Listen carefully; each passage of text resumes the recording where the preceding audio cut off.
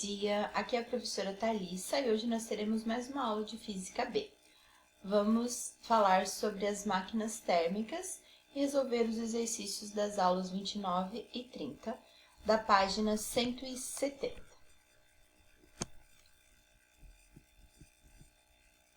Máquinas térmicas são dispositivos capazes de transformar parte da energia interna de uma substância em energia mecânica, ou seja, elas são capazes de transformar energia realizando trabalho, né? Que seria energia mecânica.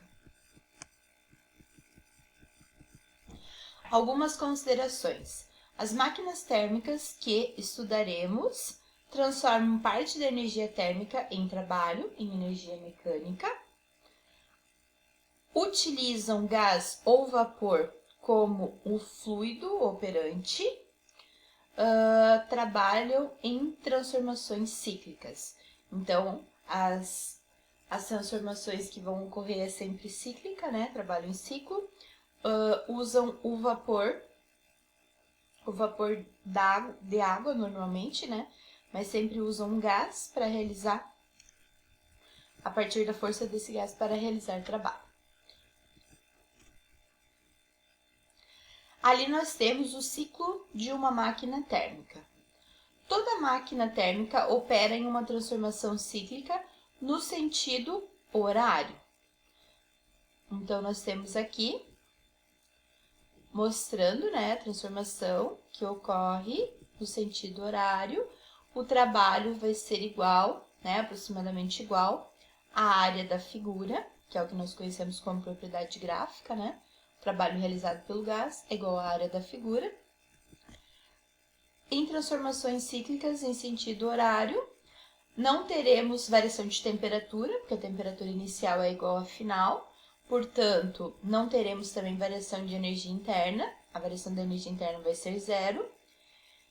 E a quantidade de calor, ela vai ser igual ao trabalho, que se for no sentido horário, né? Se a transformação cíclica ocorrer no sentido horário, o trabalho vai ser positivo. A quantidade de calor do ciclo corresponde à quantidade de calor recebido pela fonte quente menos a quantidade de calor que foi rejeitado pela fonte fria. E o trabalho é justamente a diferença entre a fonte quente e a fonte fria. O trabalho corresponde à energia mecânica útil, que é cedida pelo sistema, que é aproximadamente igual à área do gráfico da figura formada. Fluxo de energia em uma máquina térmica.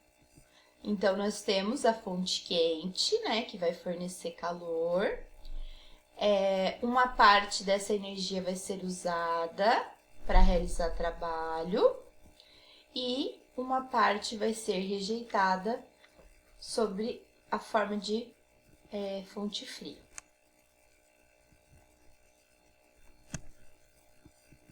O rendimento, portanto, né, que é o N de uma máquina térmica, corresponde. São duas formas. N igual ao trabalho dividido pela fonte quente, ou N vai ser igual a 1 menos a fonte fria, que é Q2, sobre Q1.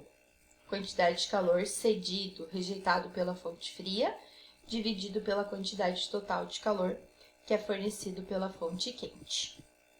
Essas formas a gente já tinha visto na última aula. A segunda lei da termodinâmica prevê que é impossível construir uma máquina que opere em ciclos e converta integralmente a energia térmica recebida em energia mecânica. Ou seja, é impossível que um dispositivo, que uma máquina, converta totalmente a energia que ela recebeu em trabalho. Uma parte da energia vai acabar sendo desperdiçada. Falando um pouquinho sobre o refrigerador. O dispositivo cujo ciclo no diagrama pressão versus volume é percorrido no sentido anti-horário é denominado motor ou refrigerador. Então, a máquina térmica, né, vai ser a transformação no sentido horário e o refrigerador vai ser no sentido anti-horário. Aí, neste caso, o trabalho vai ser negativo. Exemplos, né, de refrigeradores: geladeira, freezer, ar-condicionado. O refrigerador, ele é diferente porque ele retira calor da fonte fria.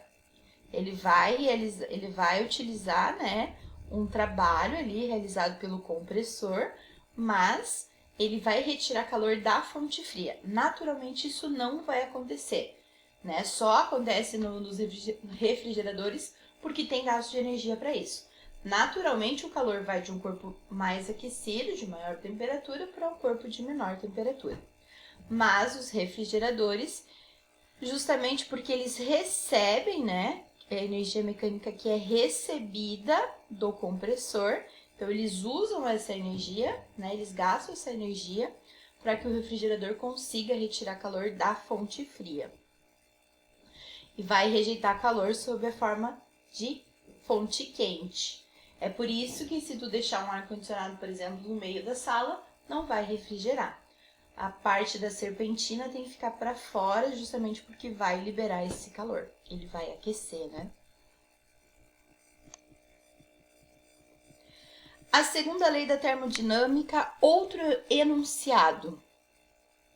É impossível que uma máquina transfira energia térmica de uma fonte quente para uma fonte fria sem o gasto de energia, sem a entrada de energia externa.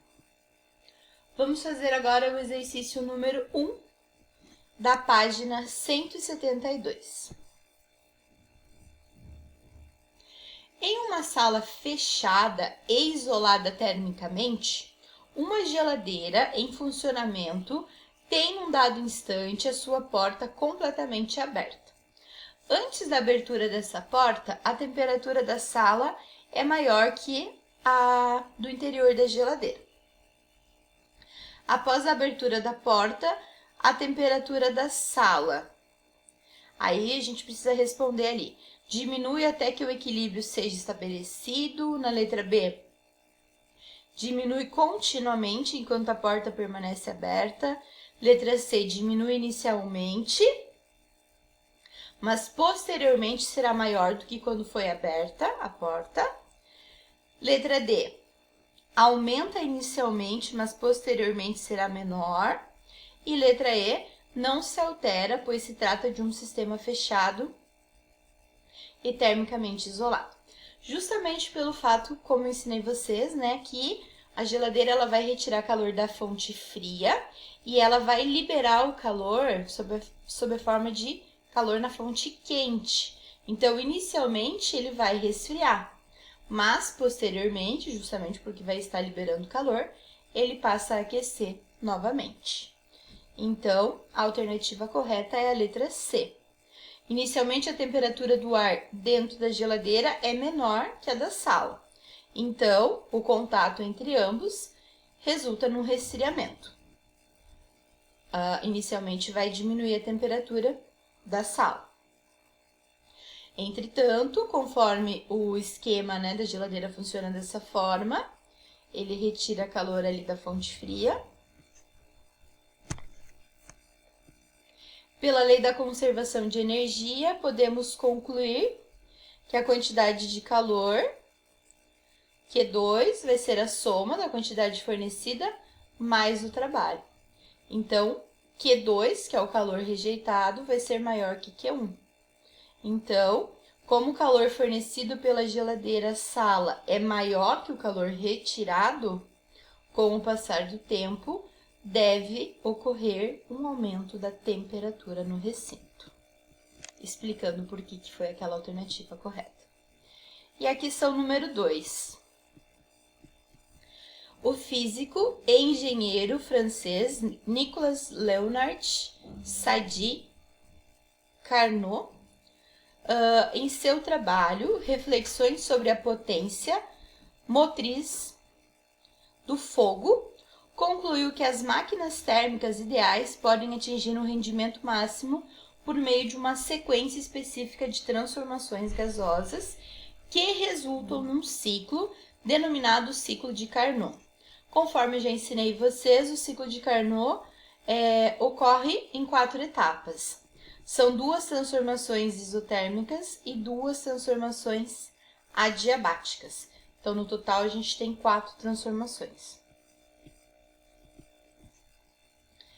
A partir das informações do ciclo de Carnot sobre uma massa de gás, de acordo com o diagrama do gráfico da pressão em função do volume, analise as afirmações que temos a seguir. Número 1.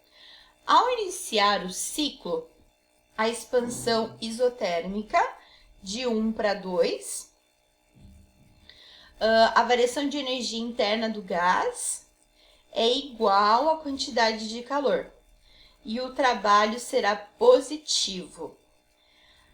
A afirmação número 1, ela é incorreta, porque em um processo isotérmico não tem troca de temperatura, não tem variação de temperatura. Logo, a variação da energia interna também vai ser 0. E ali está falando que a variação da energia interna foi igual à quantidade de calor. Não, a variação da energia interna é igual a 0 na isotérmica. Por isso que a número 1 está errada. Número 2. Na segunda etapa do ciclo, ocorreu uma expansão adiabática, não houve troca de calor, está certo, adiabático significa isso, que não tem troca de calor, embora o gás sofra um resfriamento, pois ΔU vai ser igual a menos trabalho. Está correto. Como ocorre uma expansão, de 2 para 3 ocorreu uma expansão, o trabalho da força do gás se dá à custa da redução de energia interna. E isso causa o resfriamento do sistema. Número 3. Na compressão adiabática, que é de 4 para 1, última etapa do ciclo, o trabalho realizado sobre o gás corresponde à variação da energia interna dessa etapa e a aquecimento. A número 3 também está correta. Houve uma compressão adiabática, portanto, o gás foi aquecido devido ao ganho de energia mecânica durante a compressão. Dessa forma, ΔU vai ser igual à quantidade de calor, que é 0, menos o trabalho. Logo, a variação da energia interna vai ser igual ao trabalho. A número 4. O trabalho útil realizado pela máquina térmica no ciclo de Carnot é igual à área, ou de outro modo, trabalho é igual à quantidade de calor da fonte quente menos a fonte fria. Está correto, né? É justamente isso que a gente viu na aula. E a número 5, o rendimento de uma máquina térmica ideal, ele pode atingir até 100%, pois o calor pode ser nulo, o que não contraria a segunda lei da termodinâmica. Está totalmente errado, né? A gente viu que não existe nenhuma máquina que terá um rendimento igual a 100%. Então, a alternativa correta é a letra C. Apenas as afirmações 2, 3 e 4 estão corretas.